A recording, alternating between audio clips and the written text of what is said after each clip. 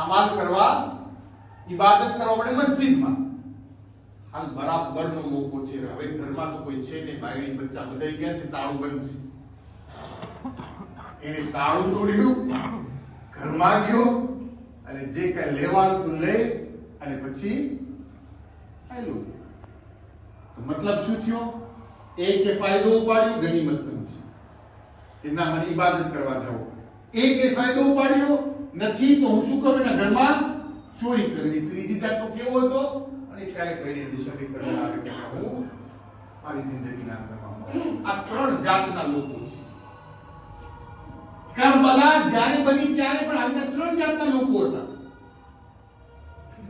એક એવા હતા કે જેણે કરબલાના માથે ઇમામે હુસૈન અલૈહિસ્સલાતુ વસ્સલામના સારુતે પોતાનું ઘર મૂક્યું, બાર મૂક્યું, બાયડી, બચ્ચા, વતન બધું કુરબાન કર્યું.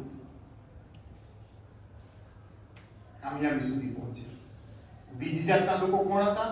હૈયા મત લઈ પછી સુવાવાળા. આપણને શું ફરક પડે છે? આપણે તો આપણા બાયડી બચ્ચા સાથે મસ્તીથી જિંદગી કરીએ છીએ. ઘણી ફેર કહેતા હોય છે મોલાના આપણને શું તો ઈરાન ઈરાકમાં થયેલું છે.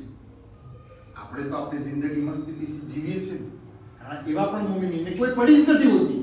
કોણ મોમિનમાં મરી ગયો, કોણ આયતુલ્લાહ જખ્મી થઈ ગયો, કોણ ફલાણો આમ. ના, હું મારી જિંદગીમાં મસ્ત છું. એવા કરબલા જ્યારે બની ત્યારે એવા પણ હતા.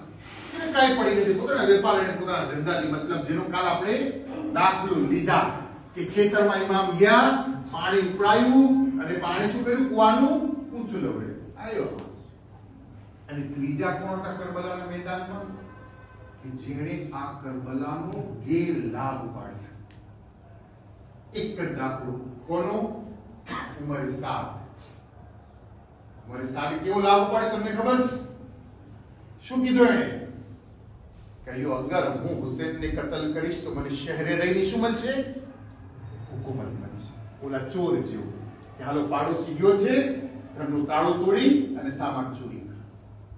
તો આ ત્રણ જાતના લોકો, ત્રણને પણ મોકો મળ્યો ને ત્રણે પણ અલગ અલગ રીતથી એનો કોઈ ફાયદો ઉપાડ્યો, કોઈ એના વિરુદ્ધનો ફાયદો ઉપાડ્યો અને કોઈ મોકાને જાતો કર્યો.